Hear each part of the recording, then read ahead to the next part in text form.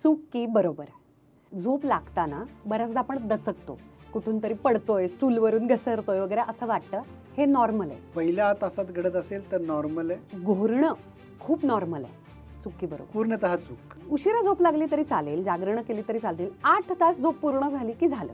हे चूक, कारण सूर्य तुमच्यावर उगवणार नाही आणि तुमच्यावर मावळणार नाही. पहाटे लवकर उठणं, स्पेशली 6ला तरी गरजेचंच आहे. गरजेचंच नाही, पण उठलं तर अतिशय चांगलं. फोन बघत किंवा म्युझिक ऐकत तर अशा वेळेला लवकर झोप लागते. चूक की बरोबर. फोन बघत चूक, म्युझिक ऐकत, पॉडकास्ट ऐकत, स्लो म्युझिक असेल बरोबर. आठवड्यामध्ये इतर दिवशी वाटेल ते केलं तरी चालतं, पण एक 2 ते 3 दिवस आपण छान 6 तास 7 तास चांगले जर झोपत असू तरी सुद्धा आपलं शरीर चांगलं राहतं.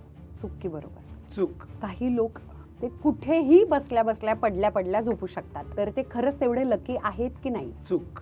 4 तास रात्री, 4 तास दुपारी, तरी सुद्धा 8 तास पूर्ण होते ना, मग हे योग्य आहे. हे चूक आहे, कारण तुमचं बॉडी क्लॉक हे तुमच्या निसर्गाबरोबर आहे. 12 ते 14 तास म्हणजे जेवढे जास्त वेळ आपण झोपू तेवढं शरीराला चांगलं असतं. अति तेथे माती. चूक. झोपण्याचे पॅटर्न्स असतात आणि जे असतात ते अनुवंशिक असतात. पार्टली बरोबर, पण मोस्ट ऑफ द टाइम ते तुमच्या एन्व्हायरमेंट म्हणजे सभोवतालचा परिसर आणि घरातलं वातावरण याच्यावर ते अवलंबून आहे. पालथं झोपणं जास्त चांगलं. चूक.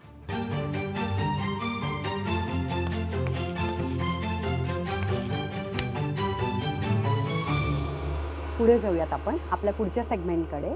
एका वाक्यात उत्तरे द्या.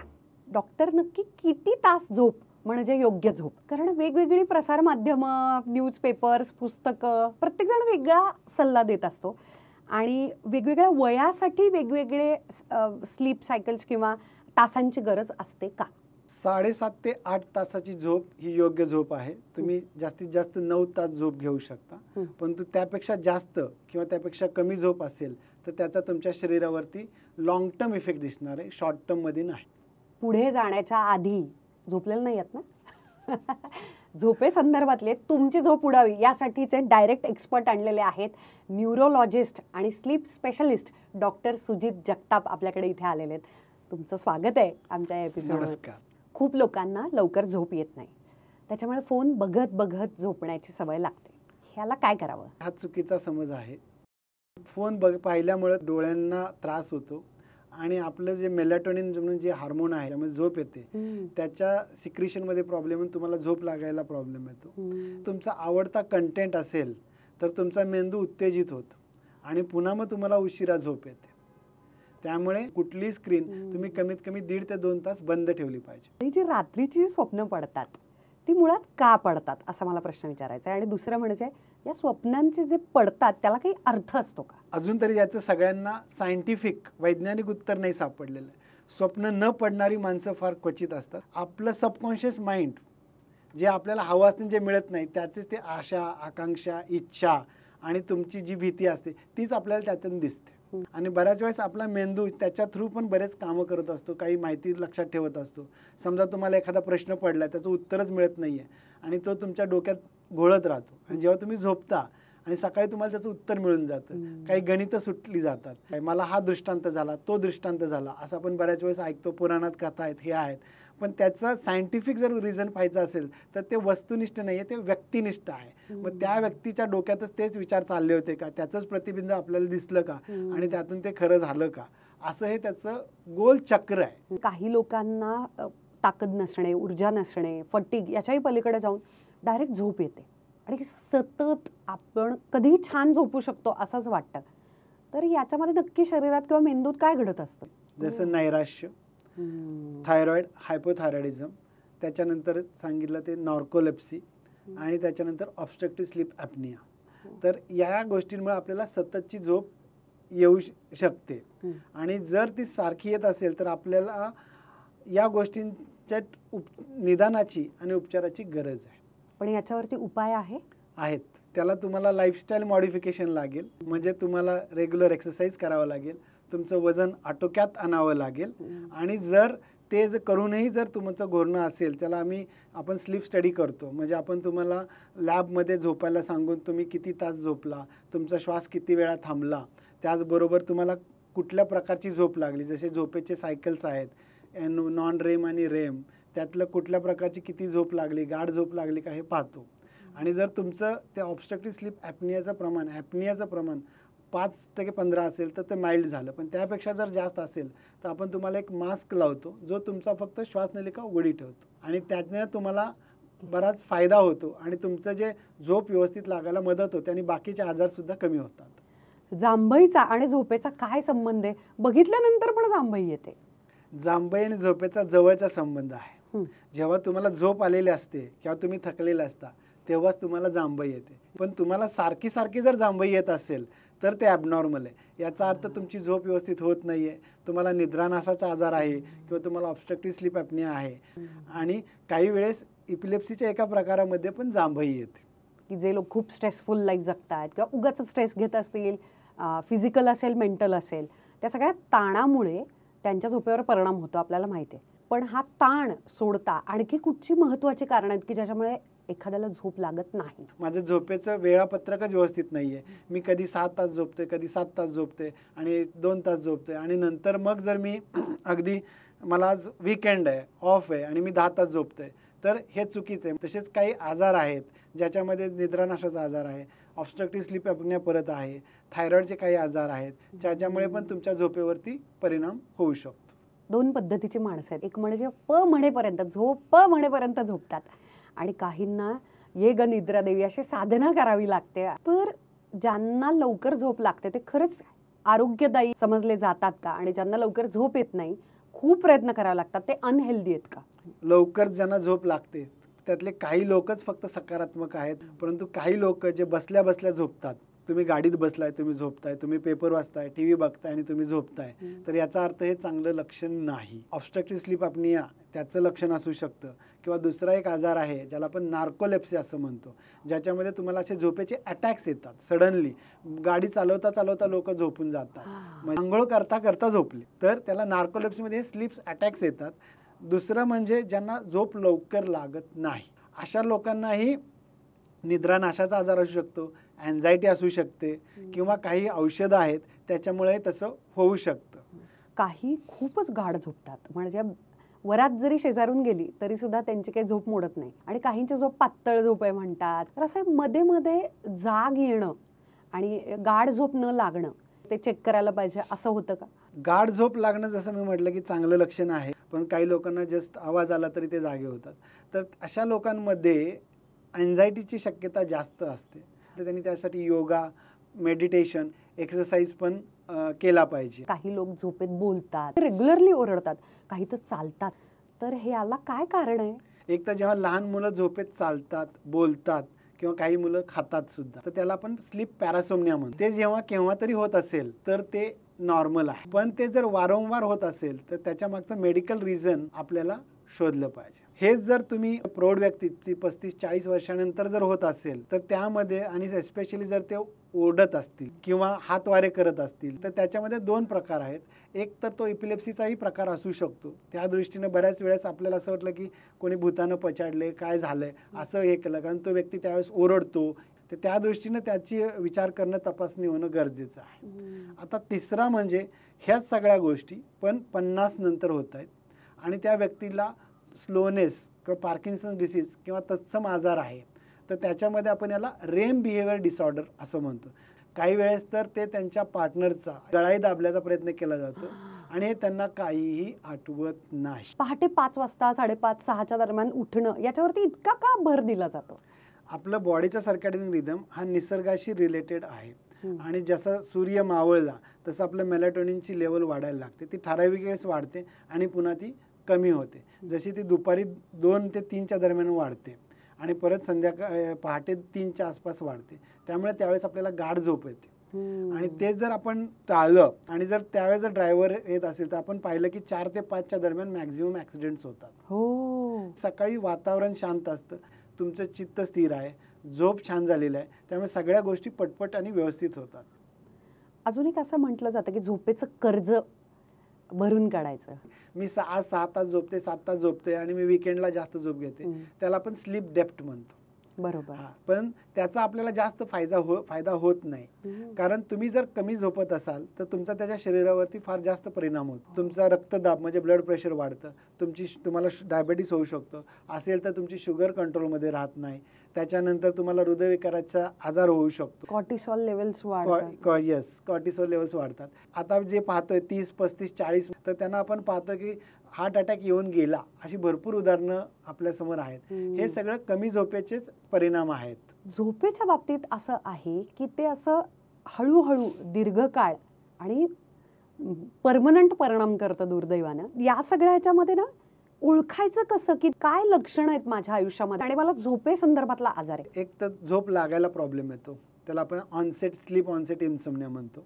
दुसरी, माझी झोप व्यवस्थित कंटिन्युअस होत नाही, ब्रेक होते. तिसरी, मला सकाळी लवकर जाग येते. हे जर आली आपली लक्षणं ज्या इन्सोम्निया आपण जे म्हणतो त्याची. त्याच्यानंतर आहे मला सारखी झोप येते, बसल्या झोप लाग, किंवा झोपेत माझ्या पायांची फार हालचाल होते, पाय दुखतात आणि मग मला ते पाय हलवलं की बरं वाटतं, त्याला आपण रेस्टलेस लेग सिंड्रोम असं म्हणतो. त्याच्यानंतर मी हसलोय, इमोशनल झालोय, सडनली माझ्या बॉडीतला टोन जातो आणि मी खाली पडतोय, त्याला आपण कॅटाप्लेक्सी असं म्हणतो. किंवा मी फार जास्त घोरतोय, माझी सारखी चिडचिड होते, माझ्या लक्षात राहत नाहीये, मला सारखा फटीग येतोय. हे जर गोष्टी होत असतील तर हे झोपेशीच रिलेटेड आहे. एखाद्याला जर सतत झोप लागत असेल तर ती कमी कशी करावी? सतत झोप लागत असेल तर आपल्याला ते लागायची कारणं पहिली शोधली पाहिजे. माझं वजन जास्त आहे का, माझं बॉडी मास इंडेक्स किती आहे. दुसरी गोष्ट, माझं झोपेचं वेळापत्रक कसं आहे, अनियंत्रित आहे का, म्हणजे मी रेग्युलर टाईमला झोपलं पाहिजे, मी रेग्युलर टाईमला उठलं पाहिजे, मी अल्कोहोल, जड तेलकट तिखट कमी खाल्लं पाहिजे, मी रेग्युलरली एक्सरसाइज केला पाहिजे, त्याचबरोबर ध्यान मेडिटेशन हे केलं पाहिजे, जेणेकरून तुमचं जे झोपेचं वेळापत्रक आहे ते तुम्ही रेग्युलर आणि शिस्त पालन केलं पाहिजे. त्याच्याने तुमचं जर तुम्हाला दुसरा कुठला आजार नसेल आणि सारखी झोप जर येत असेल तर ते आपल्याला कमी करता येईल. दुपारची झोप, वामकुक्षी, पॉवर नॅप, तर ती काही लोक म्हणतात की अजिबात हरकत नाही घ्यायला आणि काही लोक याला विरोध करतात. तर मग ही दुपारची जी झोप आहे ही आपल्या शरीरासाठी वामकुक्षी खरंच योग्य आहे की नाही? शक्यतो दुपारची झोप टाळावी, जरी आपण पुणेकर असलो तरी.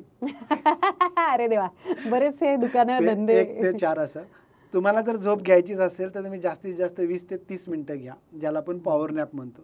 त्यापेक्षा जास्त झोप घेतल्यानं काय होतं की आपलं बॉडीचं स्थूल प्रमाण वाढू शकतं आणि तुमचे बाकीचे जे आजार आहेत त्यांना परत आपण निमंत्रण देऊ शकतो. झोप ही रात्रीचीच घ्या, 10:30 ते 6, 6:30 पर्यंत तुम्ही झोपलं पाहिजे. एक 2 पद्धतीचे गट मला दिसतात. एक म्हणजे ज्यांचा आर्थिक स्तर खूप कमी आहे, गरीब आहेत, नाईट शिफ्ट करावी लागते, म्हणजे अगदी वॉचमॅन पासून कॉल सेंटर्स वगैरे खूप साऱ्या प्रमाणामध्ये की त्याचा तेवढा मोबदला पण नाही, पगार पण नाही, पण सगळं रात्रीचं काम असतं. आणि दुसरी एक बाजू आहे की जे एक्सपर्ट्स आहेत आणि जे इंटरनॅशनल कंपन्यांसाठी काम करतात, त्यांच्या मीटिंग्सच असतात रात्री 2:30 वाजता वगैरे.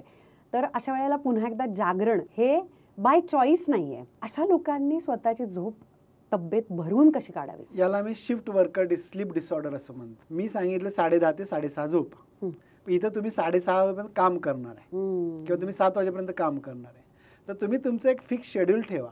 ती आठवड्यात सुट्टी असेल तरी त्या दिवशी पण तुम्ही तसंच झोपलं पाहिजे. त्याच्यानंतर तुमच्या तिथे तुम्हाला कमीत कमी डिस्टर्बन्स असेल असं पहा. त्याच्यानंतर तुम्ही रेग्युलर एक्सरसाइज कराल, योग्य वेळेत जेवण घ्याल, याची तुम्ही काळजी घ्या.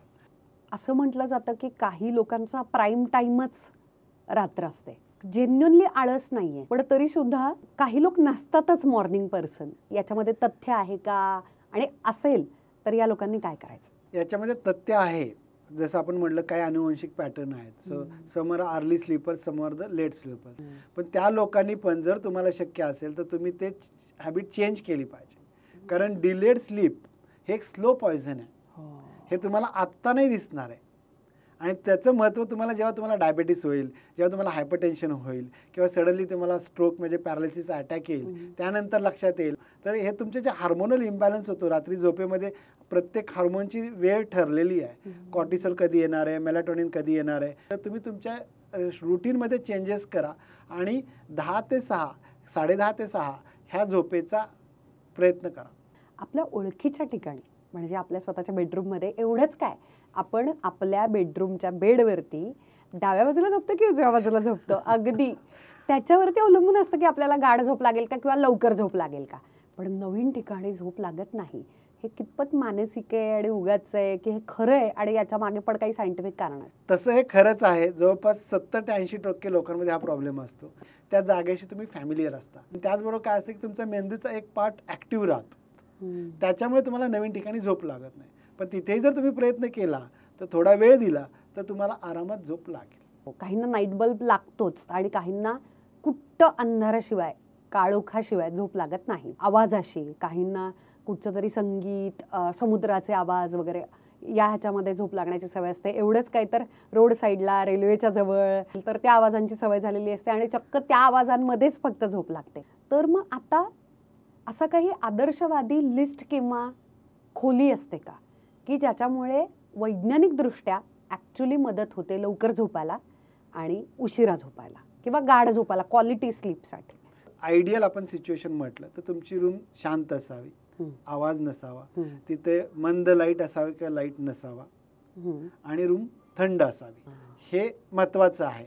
त्याच्यानंतर मग प्रत्येकाचं आपला पिलो, गादी, याच प्रकारची गादी, हे सगळं येतं. गाद्यांचे वेगवेगळे ब्रँड्स आहेत आता. गादीवरती एक वेगळा विषय आपण एपिसोड करू शकतो बाई मुद्दार. या नक्की योग्य जागा किंवा नक्की योग्य गादी कोणती झोपण्यासाठी? ज्या गादीवर तुम्हाला झोप लागेल ती गादी तुमच्यासाठी योग्य आहे. काहींना टणक गादी लागते, काहींना मऊ गादी लागते, काहींना कापसाचीच गादी लागते किंवा काहींना फक्त खाली चटई टाकली किंवा सतरंजी टाकली त्याच्यावरती झोप लागते. तर तुम्हाला जशी छान झोप लागते ते तुम्ही वापरा.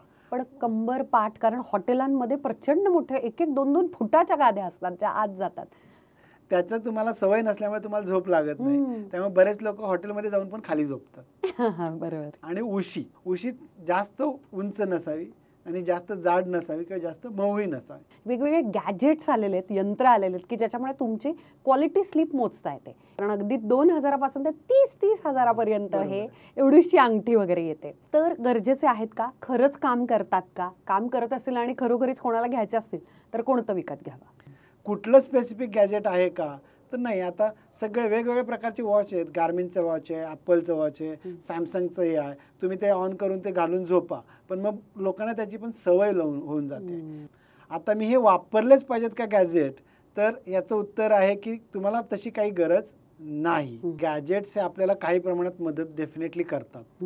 त्यातून आपल्याला हे कळू शकतं की आपल्याला किती तास झोप लागली आणि आपल्याला त्याचा अंदाज येतो. आणि ते जर प्रमाण कमी असेल तर आपण मग त्याच्या पुढची जी स्टेप असते, हे सगळे प्रिलिमिनरी स्टेजेस आहेत. तर जे स्लीप स्टडी असतं ज्याच्यामध्ये आपल्याला नॉन रेम स्लीप आणि रेम स्लीप हे सगळं व्यवस्थित कळतं आणि जी आपल्याला स्लीप लॅबमध्ये जाऊन करायची असते. त्यामध्ये आपल्याला कळतं की आपल्याला ऑक्सिजन पुरवठा किती झाला, कारण तिथे तुमचा पल्स ऑक्स लावलेला असतो, तुमचा हार्ट रेट मॉनिटर केलेला जातो, त्यानंतर तुम्ही किती वेळा कूस बदलली, तुमचा श्वास किती वेळा थांबला, हे सगळं कळतं. ज्यांना आपल्याला झोपेचे जे आजार आहेत, एस्पेशली ऑब्स्ट्रक्टिव्ह स्लीप ॲपनिया किंवा नार्कोलेप्सी, हे याचं निदान करण्यास मदत होते. अनलेस अँड अंटिल झोपेचा कुठला आजार नाही किंवा समस्या नाही आहे तर तुम्ही गॅजेट वापरू नका.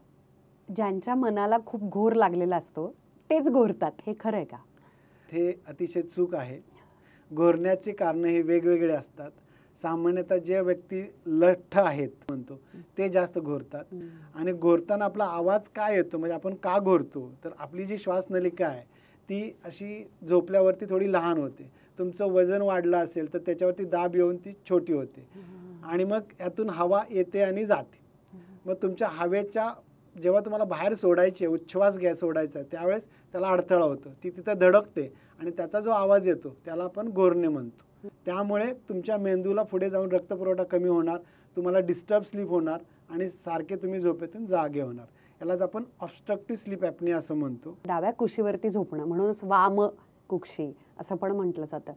तर प्रेग्नंट स्त्रियांना किंवा जेवल्यानंतर पोटामध्ये अन्न असताना वगैरे काय नक्की गणित आहे? डाव्या बाजूला झोपणे किंवा उजव्या बाजूला झोपणे जास्त काही फरक नाही आहे. याला सायंटिफिक असं जास्त कुठलंही रिझन नाही आहे. आणि एस्पेशली प्रेग्नंट महिलांमध्ये होतं काय की त्या पोटाचा दाब आपल्या डायफ्रामवरती येत असतो, त्यामुळे सरळ झोपलं की दम लागतो.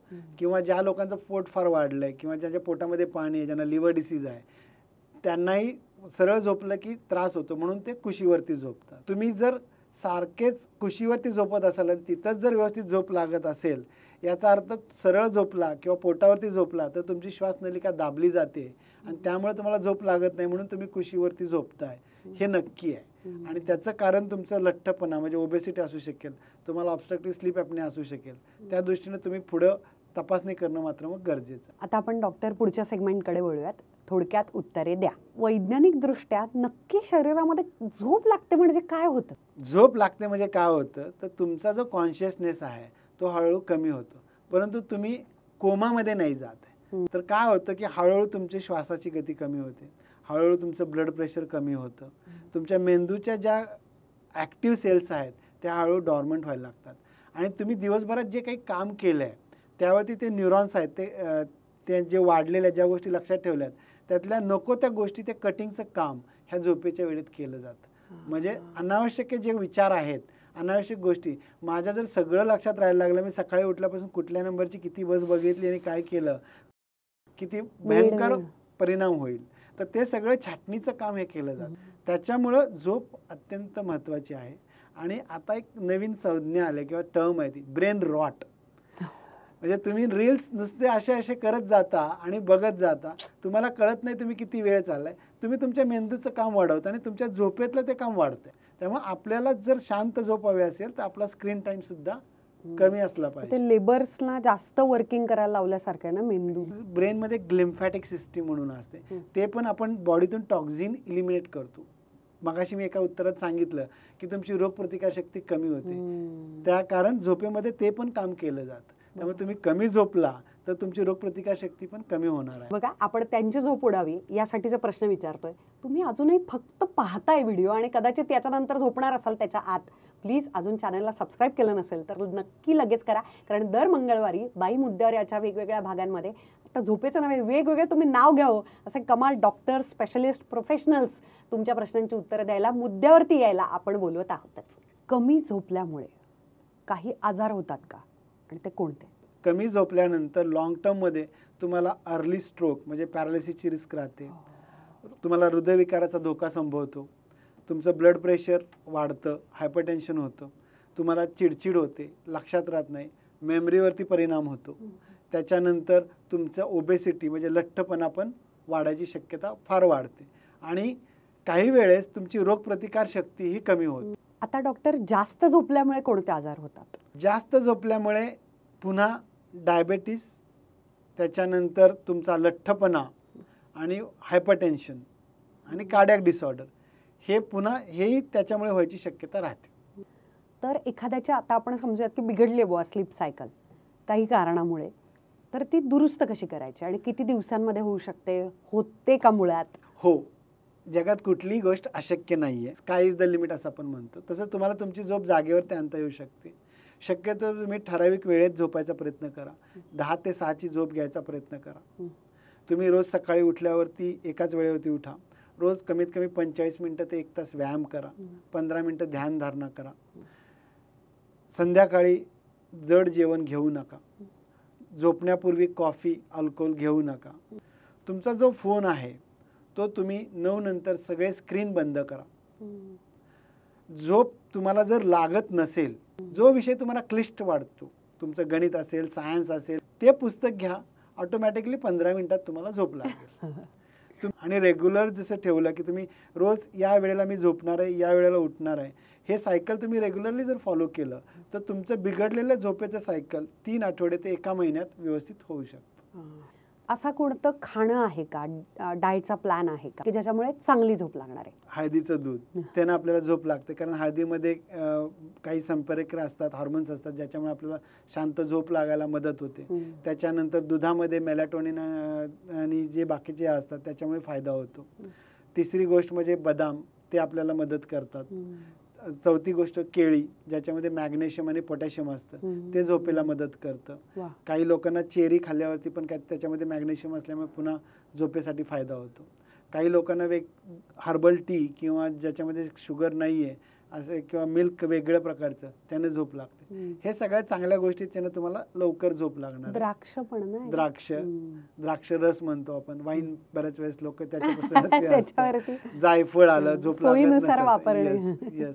तसंच तुम्ही जड अन्न खाल्लं नाही पाहिजे, तेलकट तिखट खाल्लं नाही पाहिजे आणि झोपण्याच्या पूर्वी तुमचं जेवण हे 3 तास पूर्वी झालेलं पाहिजे. 3 तास?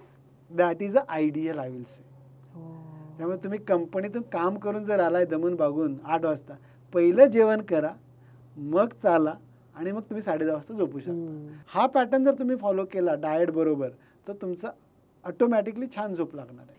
काय नाही खाल्लं पाहिजे उत्तम झोपेसाठी? तुम्ही तेलकट तिखट खाऊ नका.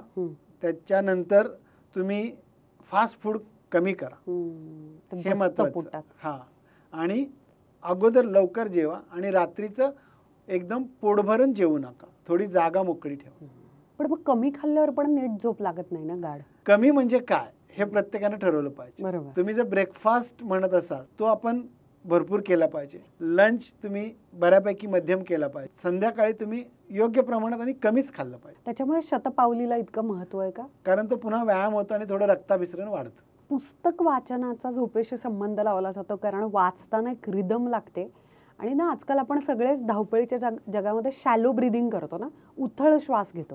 तो जेव्हा वाक्यांना आपण वाचत टिपट टिपट डोळे हे करतो, त्याचा संबंध असावा का पुस्तकाशी? हो, पुस्तकाचा त्याचाही संबंध आहे. म्हणजे तुमच्या ब्रिदिंगशी संबंध आहे. तुमचा जो मेंदू आहे तो रिलॅक्स होतो, काम डाऊन होतो, त्याच्यामुळे झोपेला मदत होते. स्लीप डिवोर्स म्हणजे कपल्स एका बेडरूममध्ये एका बेडवरती न झोपता वेगवेगळे झोपतात आणि त्याच्यामुळे त्यांना क्वालिटी स्लीप मिळते. त्यांच्या स्वतःच्या शारीरिक गरजा भागल्या जातात, कारण की तुम्ही फ्रेश उठता. वेळा जर वेगवेगळ्या असतील, स्पेशली कोणी मॉर्निंग पर्सन असेल, कोणी नाईट, ह्याच्यात कितपत तथ्य आहे? हे करावं का? बेसिकली आपल्याला गाढ झोप केव्हा लागते? जेव्हा आपल्या डोक्यात कुठलीही चिंता नाही.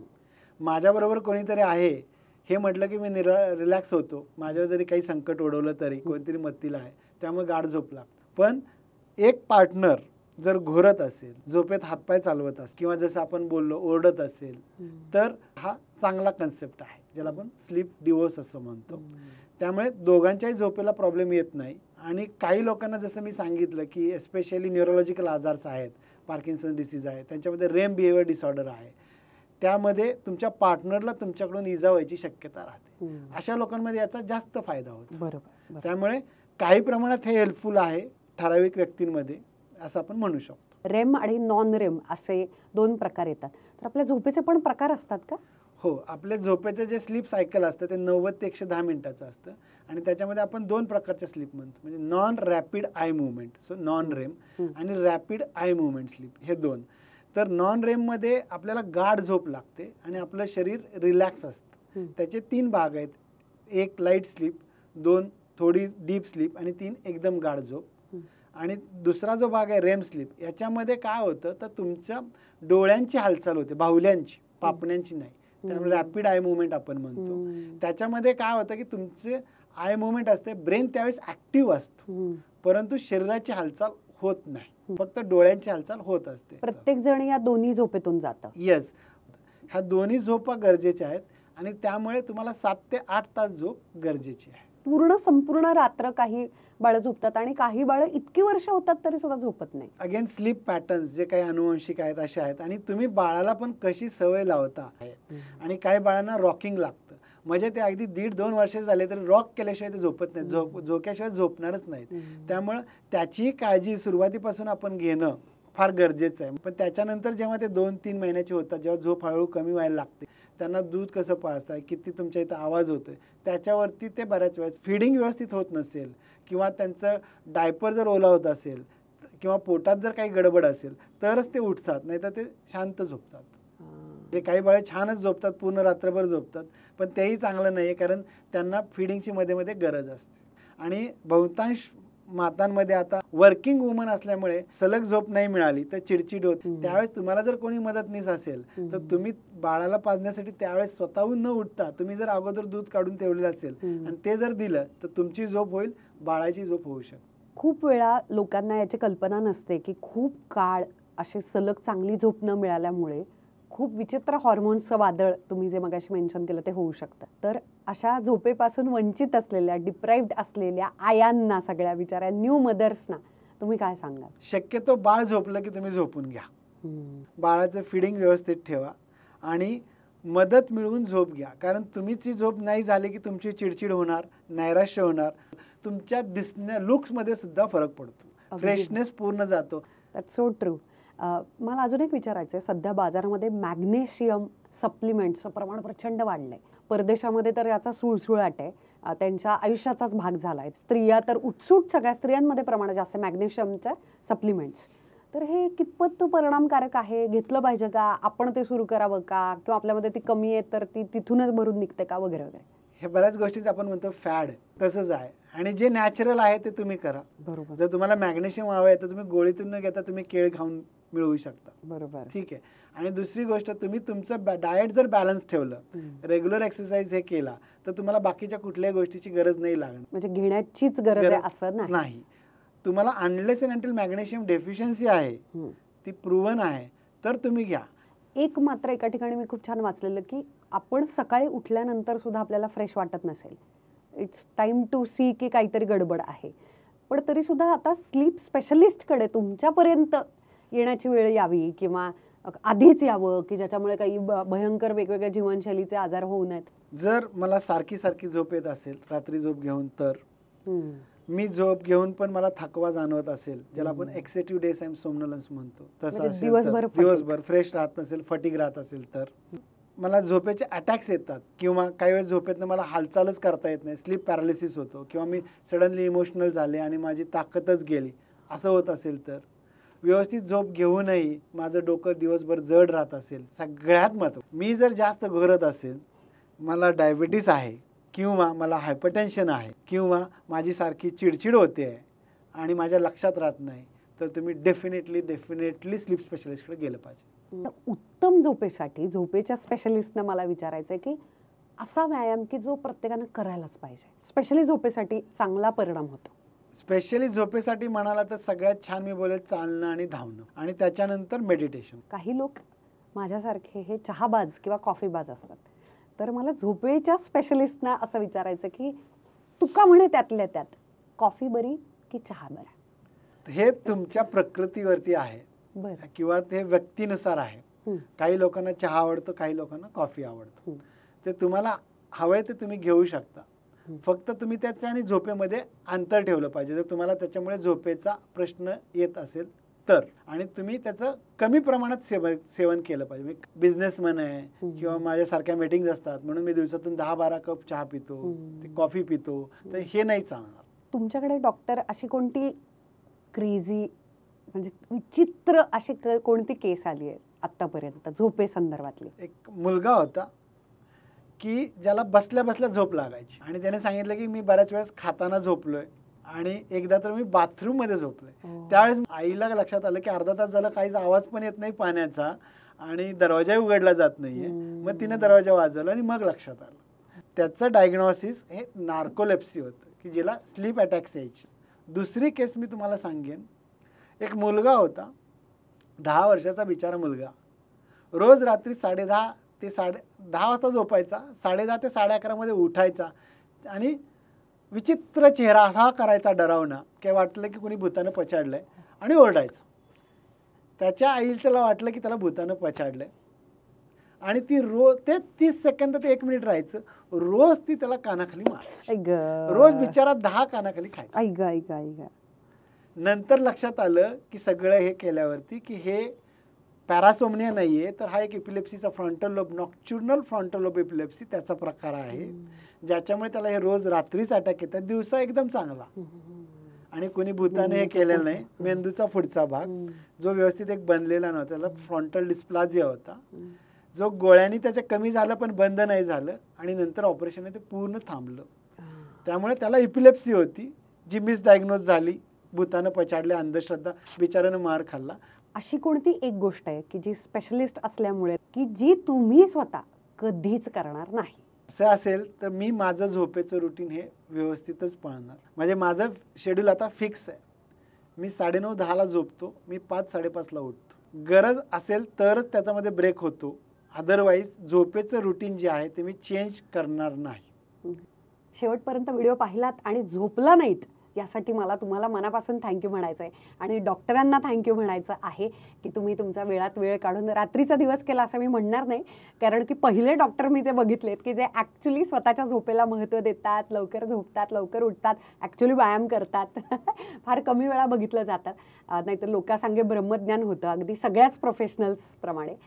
त्याच्यामुळे तुम्हाला खूप मनापासून थँक्यू, तुम्ही आलात आणि आमच्या सगळ्या प्रश्नांची उत्तरं मुद्देसूद दिलीत. मला माहिती आहे अजूनही तुम्हाला काही वैयक्तिक प्रश्न विचारायचे असतीलच. ऑफकोर्स डॉक्टरांचे सगळे डिटेल्स डिस्क्रिप्शन बॉक्समध्ये दिलेले आहेत, तुम्ही जाऊन त्यांना कन्सल्ट करू शकता. आणि निद्रा देवी तुम्हाला सतत प्रसन्न राहो मर्यादेत आणि क्वालिटी स्लीपच्या बाबतीत. आणि अशा तुम्हा सगळ्यांना शुभेच्छा. थँक्यू.